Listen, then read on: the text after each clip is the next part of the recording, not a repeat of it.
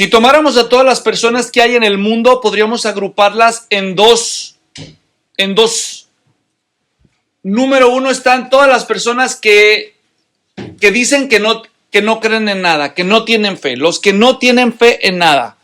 Por otro lado están los que dicen que tienen fe. Ahora vamos a dejar a los que no creen, a los escépticos, a los agnósticos, a los ateos, vamos a dejarlos ahí descansar un ratito. Vamos a tomar este segundo grupo y vamos a entender, imagínense este cuadro en su mente. Entre toda la gente del mundo que cree, estas personas que son creyentes se pueden clasificar en dos tipos de creyentes. Número uno, los que son creyentes en algo que no tiene un fundamento sólido, un fundamento razonable, ni un fundamento inteligente. Por otro lado, hay gente que tiene fe con bases en razones comprobadas, sólidas, razonables, inteligentes. Voy a dar un ejemplo para que quede claro. Había un señor que, pues, para ayudarse, empezó a criar conejitos. Y los conejos, para los que ustedes saben, se multiplican muy rápido. Entonces es un buen negocio criar conejos porque, pues, tú puedes sacarles ganancia porque se multiplican mucho los conejos. Así que toda la azotea de la casa de esta familia la dedicaron a criar conejos y ahí se empezaron a multiplicar los conejos. Así que un día esta persona, pues, llegaba el momento en que sacrificaban los animalitos y se comían la carne como si fuera carne de pollo o la vendían, pero les quedaban las patas de conejo. Entonces dice, oye, ¿te acuerdas que mucha gente cree que las patas de conejo traen la buena suerte? Vamos a sacarle unos pesitos más al negocio. Entonces ellos descubrieron la forma en cómo cortar esas patas y luego secarlas muy bien, ponerles una tapaderita y un llaverito, para una cadenita para hacerlas de llavero. Y las empezaron a llevar a las tiendas y empezaron a ganarse otros centavitos vendiendo patas de conejo. Luego una persona iba pasando por ahí y recordó que alguien le dijo que las patas de conejo traen buena suerte. Así que cuando vio ese llavero preguntó, ¿cuánto valen los llaveros? Y dijeron, no, pues cuestan tanto, valen 10. Sacó su dinero, pagó 10 y se llevó su pata de conejo. Y la traía a donde quiera que iba. Y cada vez que iba a hacer un negocio, cada vez que iba a tomar una decisión decía, no, yo tengo fe, aquí traigo mi pata de conejo. No, hombre, yo traigo la buena suerte de mi lado. ¿Entienden lo que estoy diciendo? Sí. ¿En qué se basa la fe de esta persona? En un objeto tangible, sí, pero ¿qué puede hacer la pata de conejo realmente por esta persona? ¿Me entienden? Ejemplo número 2. Una persona dice, híjole, pues no tengo trabajo, ¿cómo conseguiré algo de dinero? Ya sé, voy a hacer figuras decorativas. Entonces empezó a hacer figuritas de acrílico, derretía plástico y consiguió unos moldes y luego los vendía a los mercados. Hasta que vio un día en un restaurante chino, de comida china, que había una figurita como las que él hacía, pero con forma de Buda. Y dijo, oye, ¿por qué tienen eso ahí? Le ponen moneditas para la buena suerte, para que el negocio... Y hasta si le subas las sobas de la barriga al Buda, más suerte. ¿De veras? Dijo él, qué buena suerte tengo yo, porque yo sé cómo voy a sacar más dinero. Entonces él se regresó a su casa y en lugar de seguir haciendo figuritas de Superman y de Batman, empezó a hacer figuritas de Buda. ¿Me entienden?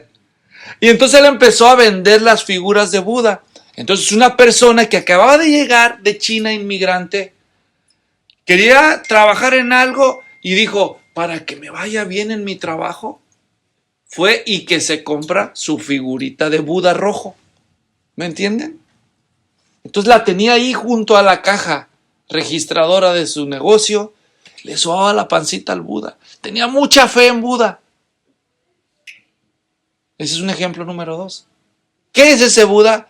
Un pedazo de acrílico con forma de lo que supuestamente fue ese pobre Buda, ¿verdad? Ok, eso es otro. Ejemplo número 3. Un hombre decidió hacerle bien a la sociedad, así que se determinó ser abogado. Se fue a la universidad, estudió y se convirtió en abogado. Y cuando él era abogado, quiso usar su carrera para hacer un cambio en la sociedad. Un cambio. Él veía la injusticia en la sociedad, específicamente con un grupo de personas que habían sido secuestradas de África y traídas aquí a América y convertidas en esclavos. Así que este abogado empezó a trabajar para luchar la abolición de la esclavitud. Empezó a hacer carrera política para usar su plataforma como abogado para promover la abolición de la esclavitud. Y perdió varias veces, perdió las elecciones a nivel local. Volvió a competir y volvió a perder las elecciones a nivel. Luego se fue a nivel estatal, volvió a perder las elecciones, pero no se daba por vencido porque él tenía un ideal. Hasta que se fue y aplicó para ser candidato a la presidencia. ¿Y qué creen que pasó? Perdió las elecciones también. Pero no se dio por vencido este abogado y volvió a postularse como candidato y finalmente ganó. Y su nombre fue Abraham Lincoln. Entonces Abraham Lincoln reclutó un ejército de jóvenes y los organizó y los movilizó para imponer una nueva ley de abolición de la esclavitud, pero los estados del sur se rebelaron. Así que él mandó a ese ejército a que pelearan y miles de jóvenes murieron, dieron su sangre para que hubiera liberación de los esclavos en este país. Finalmente se ganó esa guerra, la guerra de secesión. Se sentaron los miembros del Congreso de los Estados Unidos y escribieron una ley donde se dictaba que ya no iba a haber esclavitud en este país. Y lo pusieron por escrito en un papel. Y después organizaron un sistema de justicia donde había policías a todos los niveles, a niveles de ciudad, de estado y a nivel federal, para que cualquier persona que violara esta ley la pudieran hacer valer, y si alguna persona volvía a cometer ese delito, la arrestaran e incluso la llevaran a la cárcel. ¿Entienden? Así que una persona que vivía en el sur, cuando ya ganaron la guerra, había un hombre hacendado que tenía esclavos, pero no quería obedecer la ley. Pero ya estaba la ley hecha. Ya había muerto gente por la causa, habían peleado la guerra, habían derramado su sangre, se habían juntado, habían firmado las actas y ya tenían un ejército para empezar a hacer valer la ley. Solo era cuestión de tiempo. Así que cuando llega la noticia al sur, van y a los esclavos de esa granja o de esa aldea les dicen: hay una ley que te puede defender para que tú seas libre de verdad, para que ya no tengas que vivir bajo la autoridad aquí de este amo. Y entonces esta persona dijo: yo tengo fe en esa ley. Quiero que comparen los 3 ejemplos que di.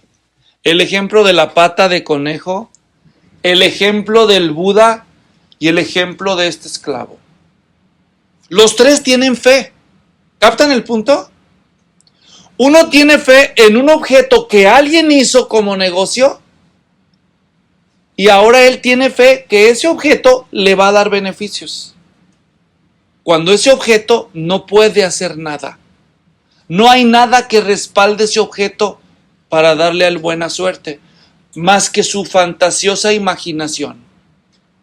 ¿Me doy a entender?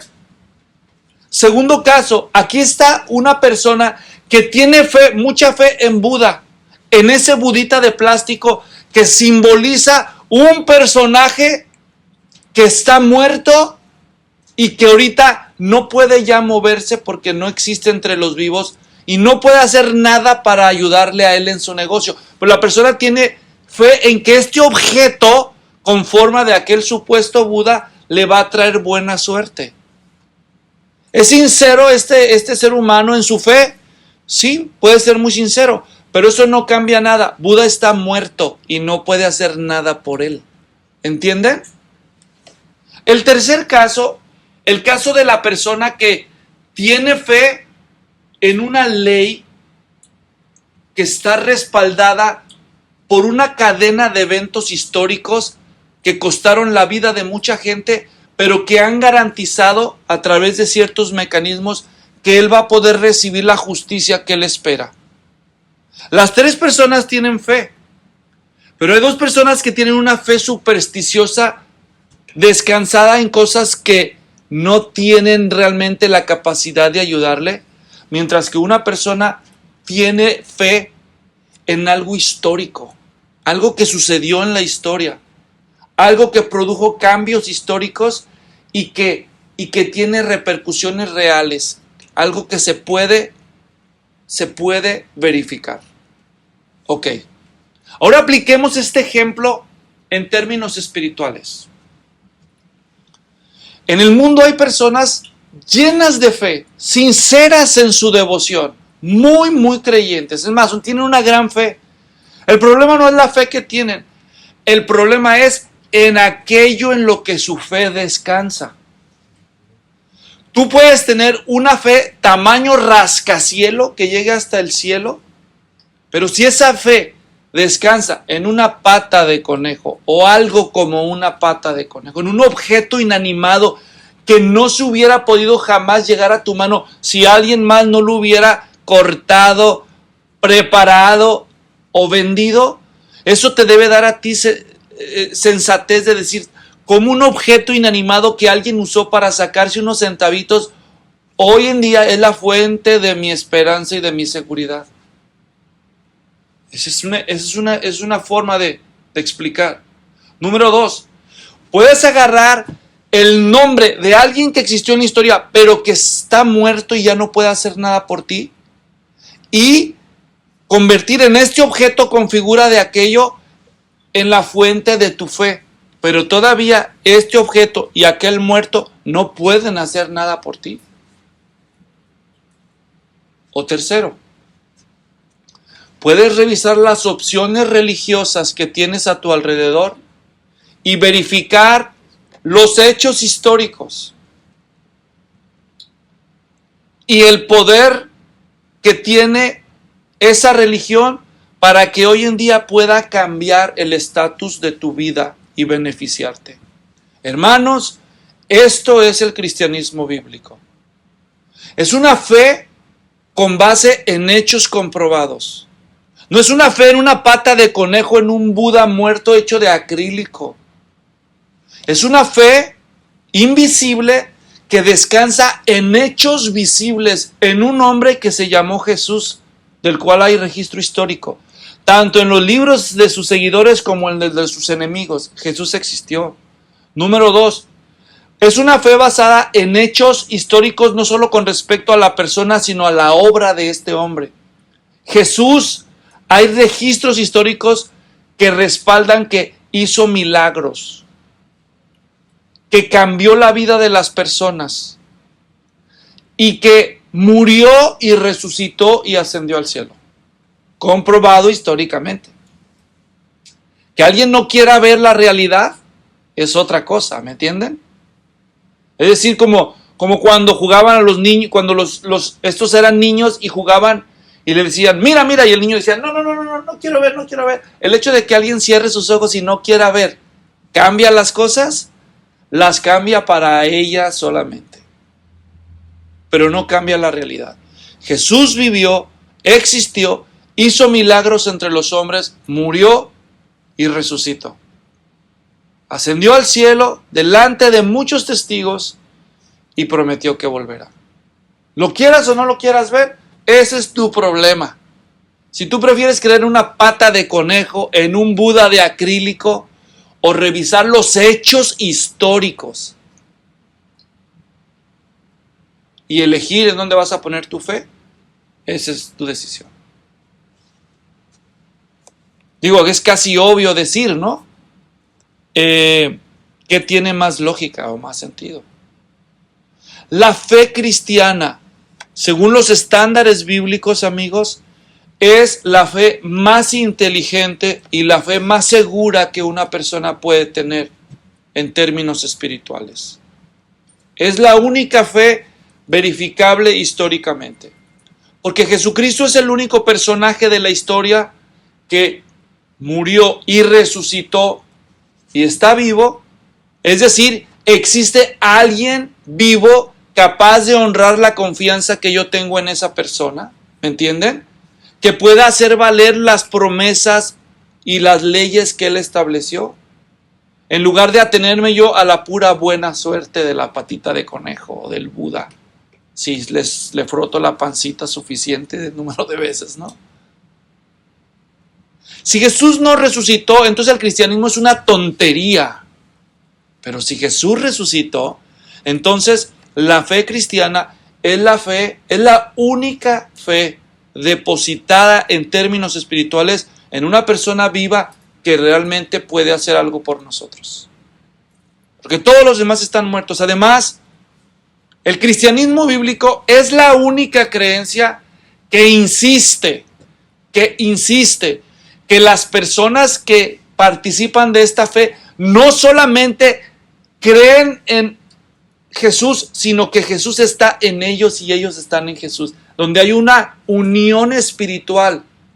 Ninguna religión dice que tú estás, por ejemplo, que Mahoma está en ti y tú en Mahoma, que Buda está en ti y tú en Buda, ¿verdad que no? El cristianismo es el único que dice que hay una adhesión espiritual entre esta persona y sus creyentes.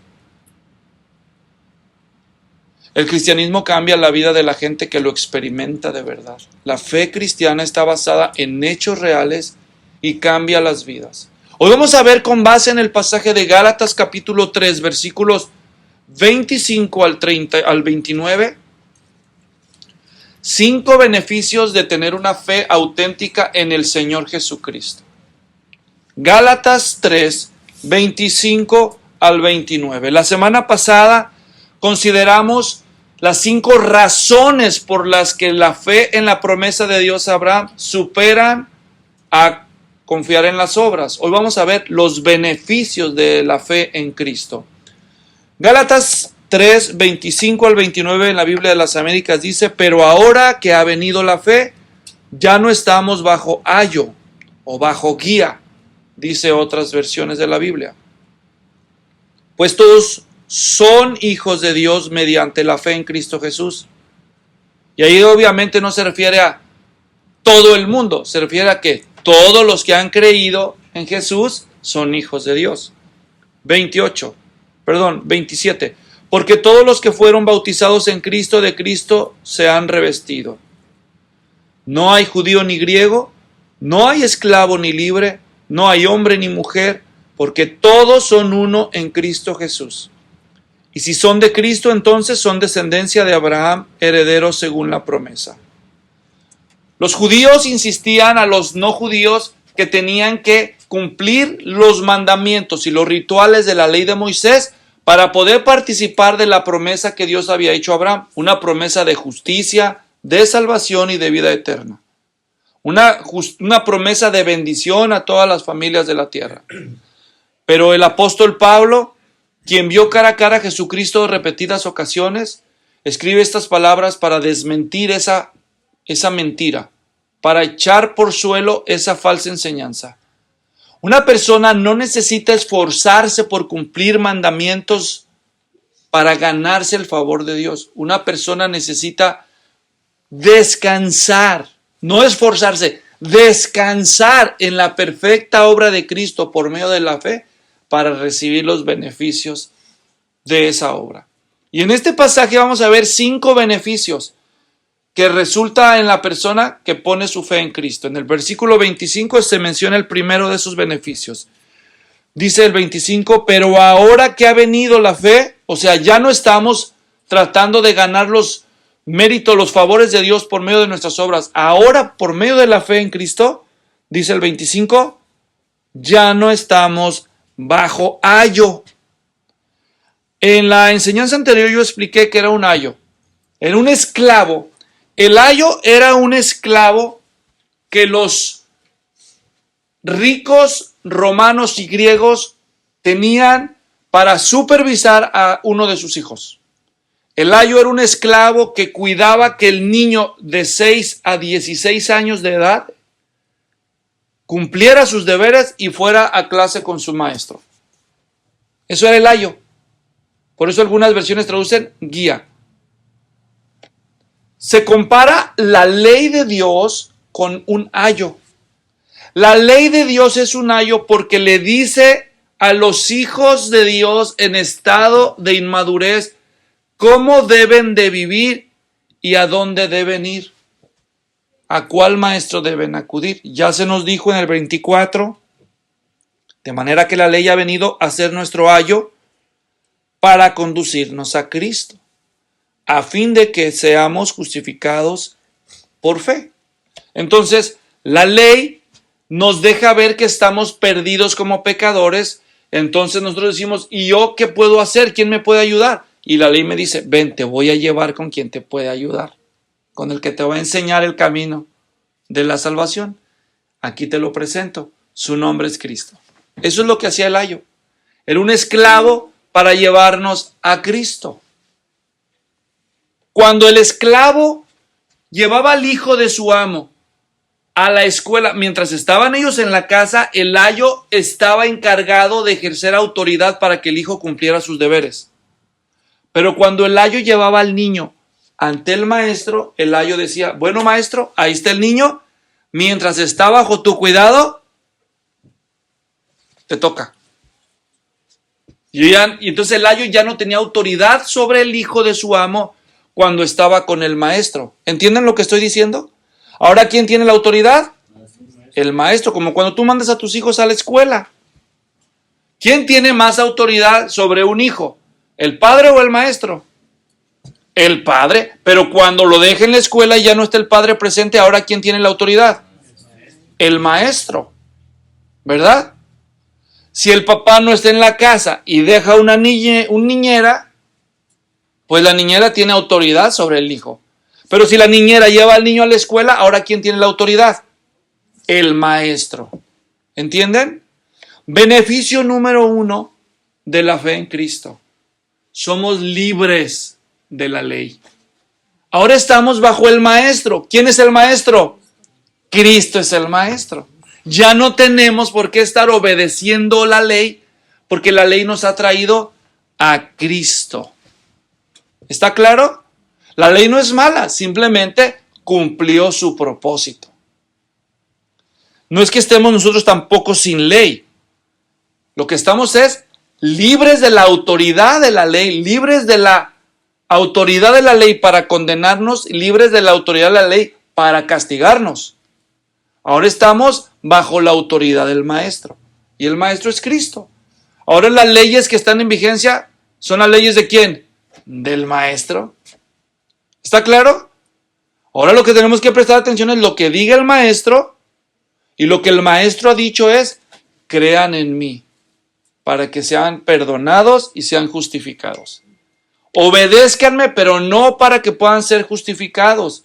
Obedézcanme como un acto de adoración a mi Padre. Obedézcanme para ser recompensados. Obedézcanme para evitar ser disciplinados. Pero no para evitar ser destituidos o desheredados. ¿Está claro? Entonces es el primer beneficio. Ya no estamos bajo la ley, hermanos.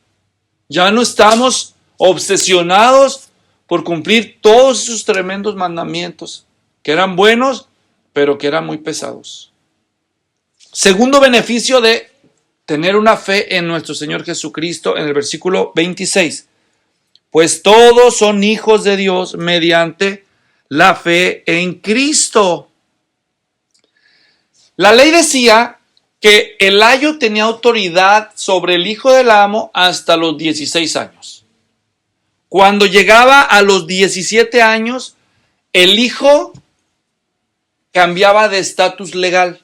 Siempre era hijo, pero antes de los 16 años, el hijo era un tecnos, es decir, un menor de edad, hijo menor de edad. Al llegar a los 17 años, dejaba de ser tecnos y se convertía en juíos. Juíos en griego significa hijo. Los dos términos significan hijo, pero uno es hijito, hijo menor de edad, y el juíos es hijo con derechos legales. ¿Está claro? Hoy en día, cuando una persona fallece y hereda a uno de sus hijos que es menor de edad, ese hijo tiene un albacea o un tutor que tiene autoridad sobre él. El hijo no puede hacer lo que él quiera. Pero cuando cumple los 18 años, se libera de ese yugo y ahora es legalmente adulto y tiene derecho de hacer con su posesión lo que él quiera. ¿Está claro? Aquí lo que está diciendo Pablo en el versículo 26 es que ahora que estamos en la fe, ahora ya nosotros, gracias a eso, somos plenamente hijos de Dios. Ya no tenemos limitaciones, las que la ley nos establecía. Los judíos enfatizaban mucho que era muy bueno ser hijo de Abraham. Y para ser hijo de Abraham tenías que circuncidarte y cumplir ciertos rituales.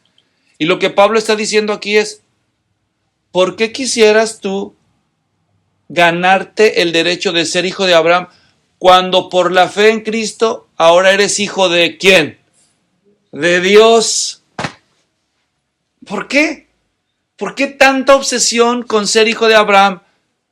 Si Abraham fue hijo de Dios, entonces tú ahora por la fe en Cristo eres hijo de Dios, con todos los derechos que eso da. La única forma en que alguien puede ser hijo de Dios es por la fe en Cristo. Hermanos, recuerden esto. Yo sé que muchos de ustedes lo saben porque ya tienen tiempo en el Señor. Pero para otros puede ser nuevo y si alguien está viendo este video, debe de quedar muy claro. Una persona no es un hijo de Dios o una hija de Dios solo por existir. Es cierto que Dios nos creó a todos, que somos hechos a su imagen y semejanza. En ese sentido, como nuestro Creador, Dios sí es nuestro Padre. Pero en las Sagradas Escrituras no se insiste en que somos hijos de Dios solo por existir como seres humanos, no. La Biblia dice que los únicos que son auténtica y legalmente hijos de Dios ahora son los que han puesto su fe en nuestro Señor Jesucristo. Por ejemplo, vamos a ver dos ejemplos cómo la Biblia se refiere a los que todavía no tienen su fe en Cristo con respecto a la paternidad de Dios. Dice en en el Evangelio de San Juan, capítulo 8, versículo 44. Antes de leer ese versículo, quiero recordarles algo a través de una pregunta. ¿Cuántos recuerdan que yo no escribí la Biblia? ¿Sí? ¿Sí saben eso? Yo no la inventé. Ok, yo nada más la estudio. ¿Sí? Entonces escuchen esto. Juan 8:44, leo. Ustedes son de su padre el diablo y quieren hacer los deseos de su padre. Él fue asesino desde el principio y no se ha mantenido en la verdad porque no hay verdad en él. Cuando habla mentira, habla de su propia naturaleza porque es mentiroso y padre de mentira. ¿Oyen? Amén. Ahora, ¿a quién le dijo Jesús estas palabras? Escuchen a quién. Versículo 42. Perdón, versículo 41. Ustedes hacen las obras de su padre. Ellos le dijeron, nosotros no nacimos de fornicación. Tenemos un padre, Dios. Según ellos, ¿quién era su padre? Dios. ¿Ok? Y Jesús les responde en el 42. Si Dios fuera su padre, me amarían. Pero no amaban a Jesús. Y Jesús les dice en el 44, ustedes son de su padre el diablo. ¿Te imaginas decirle eso a una persona? Imagínate que te encuentras un pastor en la calle y tú le preguntas, oiga, pastor, ¿usted es hijo de Dios? Y el pastor te dice, pues claro, soy pastor. Y tú le dices, ¿y usted ama a Jesús? A veces, bueno. No, entonces usted es un hijo del diablo. ¿Te imaginas decirle así a un pastor? ¿O a un sacerdote? Fue algo duro, ¿no?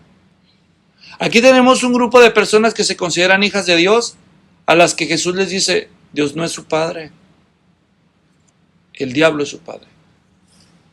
Cuando una persona no cree y no ama a Jesús sobre todas las personas del mundo, cuando una persona prefiere ir a orar, a pedir que le ayude, San Jorgito bendito, o Buda, o Mahoma, o la Virgen de la Candelaria, cualquier persona que pone a alguien encima de Jesús, no lo ama a él más. No importa lo que diga. Tener la fe y nuestro amor por nuestro Señor Jesucristo, más que todas las cosas y todas las personas, es una prueba de que nosotros somos hijos de Dios. Él le dijo a sus discípulos en el Evangelio de Mateo, si alguien ama más a padre o a madre que a mí, no es digno de mí. Si alguien ama más a su hijo o a su hija que a mí, no es digno de mí. Si alguien ama más sus posesiones que a mí, no es digno de mí. Entonces, nuestra fe en Jesucristo es ponerlo a Él en el lugar más alto de nuestro corazón, sin imágenes, porque Él está vivo. Una relación personal y real con Jesús. Esa es la única evidencia de que alguien es hijo de Dios, por la fe en Cristo. Aunque no te hayan pasado por algún rito ni has pertenecido a ninguna religión antes. Pero si tú te arrepientes y pones tu fe completamente en nuestro Señor Jesucristo para amarlo y seguirlo, por imperfecta que parezca tu fe o tu amor, pero es tu mejor amor y tu máxima devoción para Jesús que para nadie más, eso te pone en un mejor estatus. De otro modo, eres igual que todos nosotros éramos también, un hijo del diablo. El otro pasaje que dice acerca de los hijos que no creen en Dios está en Efesios. De Gálatas sigue Efesios. En Efesios capítulo 2, el versículo 3 dice, entre los cuales también todos nosotros, incluyendo Pablo y los cristianos de Éfeso, todos nosotros en otro tiempo vivíamos en las pasiones de nuestra carne, satisfaciendo los deseos de la carne y de la mente, y éramos por naturaleza hijos de ira. Ira es enojo.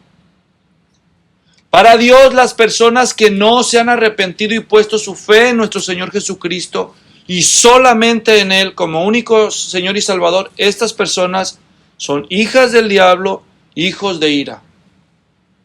Hijos de ira. La ira de Dios está acumulando en contra de las personas que no confían en Cristo como nuestro Salvador. Dios les tiene amor y compasión por ahora, pero eso no quita que Dios se enoja, que ellos siguen rechazando el sacrificio de Cristo.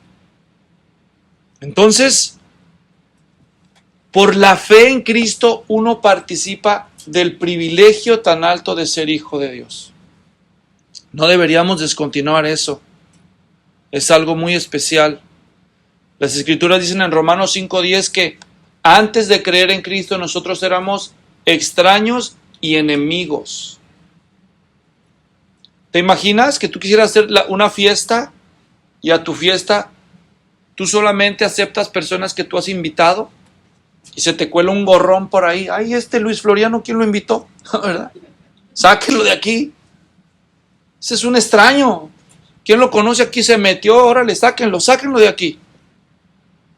Y peor, resulta que es tu archienemigo, el que te rayó el carro con una corcholata, ¿no?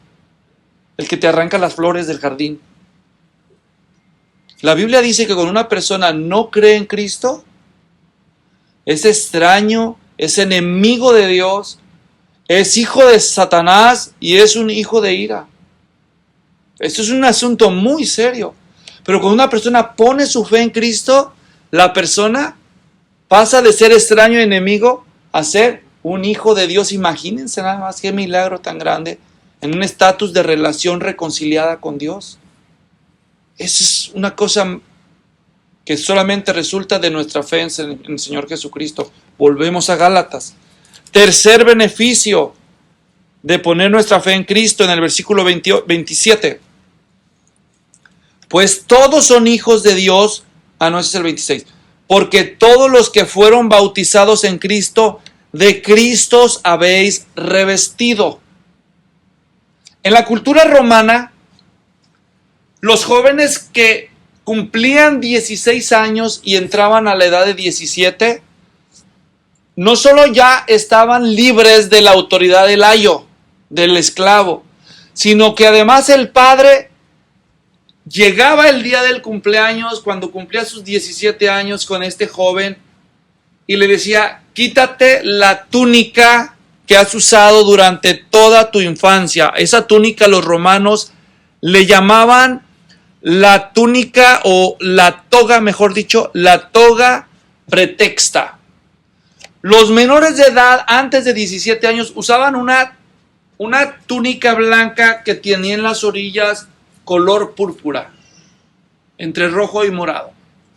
Era distintivo de que era menor de edad, pero cuando cumplía sus 17 años, el padre romano llegaba y le decía: hijo, ya cumpliste tus 17 años. Quítate la toga pretexta y ahora te has merecido el honor de portar la toga viril, así le llamaban los romanos, o la toga virilis también le llamaban.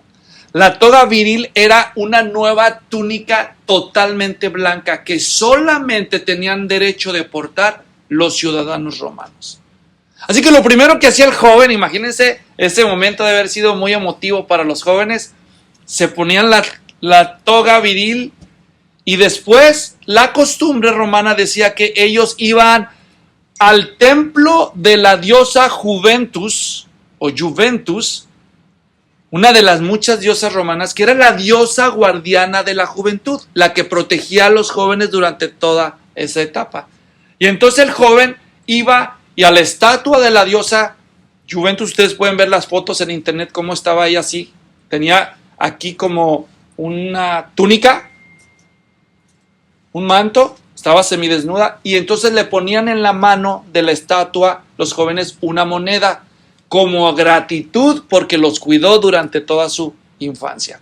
Y ahora ellos ya eran nuevos ciudadanos romanos, revestidos de esa túnica.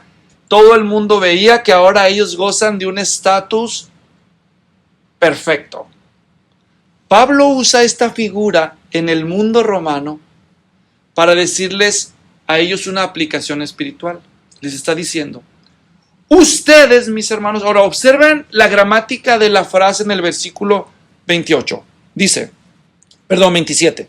Dice: todos los que fuisteis bautizados en Cristo, de Cristo os habéis revestido. Entonces lo que está diciendo es esto: primero fueron revestidos y luego fueron bautizados. Eso es lo que dice la gramática, dicho en otras palabras. Ahora voy a explicar. Espiritualmente hablando, cuando una persona pone su fe en Cristo, Dios el Padre agarra a este que ya no está en un estado de condicionamiento y lo convierte en un hijo adulto y le da su toga, y la toga que le da es Cristo. Una persona, cuando pone su fe en Cristo, es revestida de Cristo espiritualmente. Existe una unión inseparable entre Cristo y el creyente. No es un rito pagano ahora el del cristiano de ir y ponerle la moneda a Juventus. Lo que el cristiano hace después de que experimenta la fe en Cristo y queda revestido de Cristo, ¿qué es lo que hace el cristiano? Se bautiza. El bautismo es la señal visible ahora de que nosotros estamos agradecidos por lo que Cristo, lo que Dios ha hecho por nosotros en Cristo, y de que ahora nosotros aceptamos esta nueva vida y este nuevo estatus espiritual. Eso es lo que Pablo está diciendo. Entonces, número 3, tercer beneficio: por la fe somos revestidos de Cristo en el bautismo. Estamos revestidos. Por eso, hermanos, miren, yo tengo 2 hijos nada más. Y me caen bien mis hijos, la verdad. Me caen bien mis hijos. ¿A usted no le caen bien sus hijos? Deberían caerle bien. Es que se parecen a mí, por eso no me caen bien, pastor. No, pues con mayor razón, ¿no? A mí me caen bien mis hijos. Y cuando a mí me dicen, les voy a contar un secreto. Cuando a mí me dicen, ok, vamos a sacarte una foto, pon una sonrisa, y yo quiero sacar una sonrisa sincera de mi corazón, no fingida, yo pienso en mis hijos. Yo nunca le había dicho eso a alguien, pero cuando yo quiero tener una sonrisa sincera del amor que siento por alguien, yo pienso en mis hijos. Yo me imagino que el que me está sacando la foto es uno de mis hijos y de inmediato sonrío sincero, no sonrío así de tipo de, ¿verdad? Forzado. Porque yo siento cariño por ellos. Y me caen bien mis hijos. Me caen bien mis hijos. Cuando una persona pone su fe en Cristo, la persona es revestida de Cristo. Y cada vez que Dios voltea y ve a esa persona, Dios ve a Cristo en la persona. Y el corazón de Dios ahora, en lugar de estar lleno de ira contra el pecador, el corazón de Dios ha cambiado y está inclinado a favor de la persona. Porque en ella, ¿a quién ve? Imagínate que uno de tus hijos, muy amado, crece y forma su propia familia y tiene a su vez sus hijos. Tiene un hijo. Y luego ese hijito que tiene tu hijo sale igualito que su papá. Se parece a su papá. Y luego surge una desgracia y tu hijo muere. Y ahora está nada más tu nieto. Y cada vez que tú ves esa criatura, ¿quién te recuerda?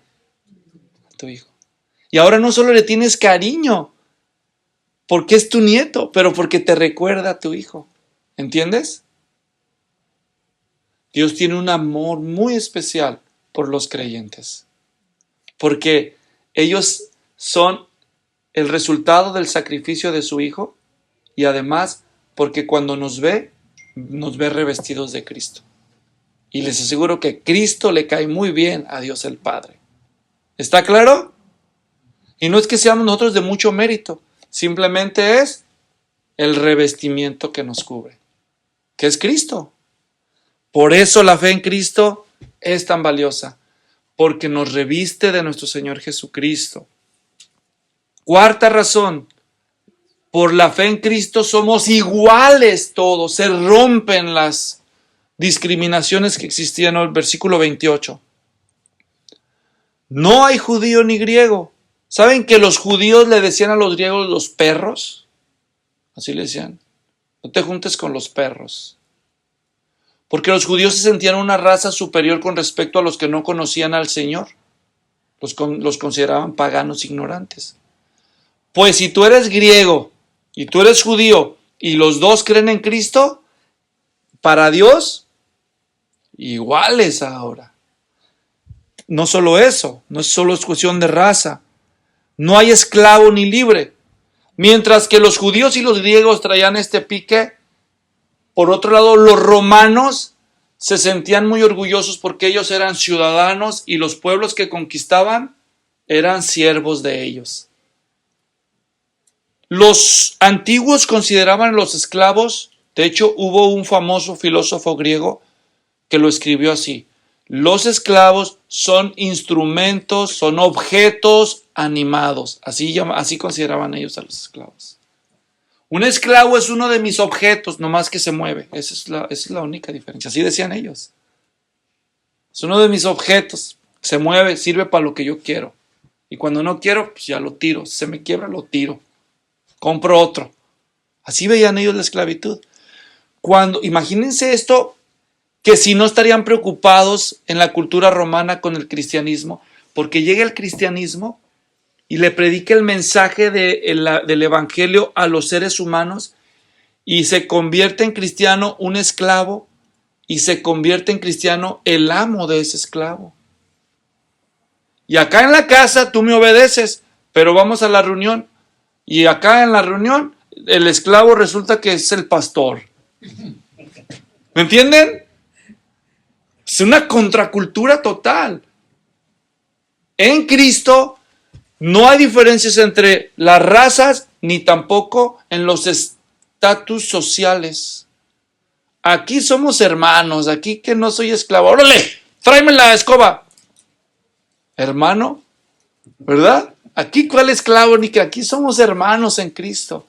¿Ustedes creen que no había repercusiones en el trato entre amos y esclavos en la casa cuando ambos se convertían a Cristo? ¿Verdad? Cuando no era cristiano, el esclavo le preparaba la comida a su amo, pero como lo hacía con enojo,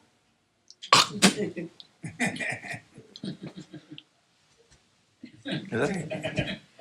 Claro, él hacía las cosas de mala gana y porque está resentido, porque es esclavo, ¿no? Y el amo, ¿qué me le echaste a mi sopa? Maldito esclavo, tráiganme el látigo, ¿no? O sea, ¿qué esperabas? Y ahora se convierten a Cristo y el esclavo dice, ok, él cree que es mi amo, pero para mí es mi ministerio que el Señor me dio. Yo voy a agradar a Cristo sirviendo a mi amo. Y ahora ya no hace marufias, ¿verdad? Y el amo dice, pues no solo es esclavo, pero es mi hermano en Cristo. Yo no, y Cristo, mi Señor, me manda que nos amemos los unos a los otros. Y te imaginas a un esclavo sentándose a la mesa y le dice, no, siéntate aquí a comer con nosotros ahora. Y los otros esclavistas dicen, pero ¿qué estás haciendo? ¿Por qué haces eso con tu esclavo? ¿No es que nos afectas los otros esclavos? ¿Se dan cuenta? Porque soy cristiano. Y empieza a haber un cambio y un impacto en la cultura. Tercero, 28. No hay hombre ni mujer. ¿Se imaginan una cultura donde la mujer está extralimitada de oportunidades? Y llegamos en Cristo y todo eso se quita. Termina diciendo, todos sois uno en Cristo Jesús. Es decir, por la fe en Cristo, ante Dios, todos somos iguales. Todos somos iguales sin importar nuestras diferencias humanas. Y miren una aplicación práctica de esto. Aunque en la casa el orden de Dios es que el hombre es cabeza, aunque en la iglesia el orden de Dios es que los varones son cabeza, aunque así es, eso no significa que son más, ni que valen más. Simplemente es un orden. ¿Me doy a entender? Cuando tú ves el fútbol y ves que ahí hay 11 jugadores y uno trae una banda que es el capitán, pero él simplemente es el capitán porque él administra las órdenes del entrenador, pero él es un jugador más ahí, ¿me entienden? Y si él se descuida de su posición, todos pierden. El portero no se agarra las patadas con el capitán nada más porque le tiene coraje, no, él lo considera un elemento importante del equipo que administra las órdenes del entrenador, pero es un jugador más aquí entre todos, ¿está claro? Eso es en la familia de Dios. Los pastores no son más que los creyentes, los ancianos no son más que los creyentes, son un jugador más. El esposo no es más que la esposa, es un jugador del equipo que representa su papel y que debe hacerlo dignamente. Pero no es más, no tiene nada de malo. O sea, el portero le va a hacer un tiro libre y él entonces empieza a acomodar la barrera, ¿no? Le dice, pónganse acá, pónganse allá. ¿Te imaginas al capitán diciéndole, no, a mí tú no me mandas, soy el capitán? O sea uno dice, bueno, ¿de qué lado estás? ¿Con qué equipo juegas? Yo no te estoy quitando tu autoridad, capitán, nada más estoy diciendo que para que todos ganemos, yo sé más ahorita porque yo soy el portero, yo sé más, mira, deberías hacerme caso. Es más, deberías decirle a los otros jugadores que se pongan al lado de ti, porque si me echan el gol, todos perdemos. Entonces no hay nada de malo escuchar a veces, si hay atención y cuidado, lo que la esposa tenga que decirle al esposo, lo que las hermanas tengan que decir a los pastores. Ellos no pierden autoridad, no deben ser unas personas confundidas. En Cristo no hay estratus, solo hay órdenes, hay orden para que todos podamos ganar. Y por último, en el versículo 29, en Cristo por la fe somos herederos de aquella bendita promesa. Y si sois de Cristo, entonces sois descendencia de Abraham, herederos según la promesa.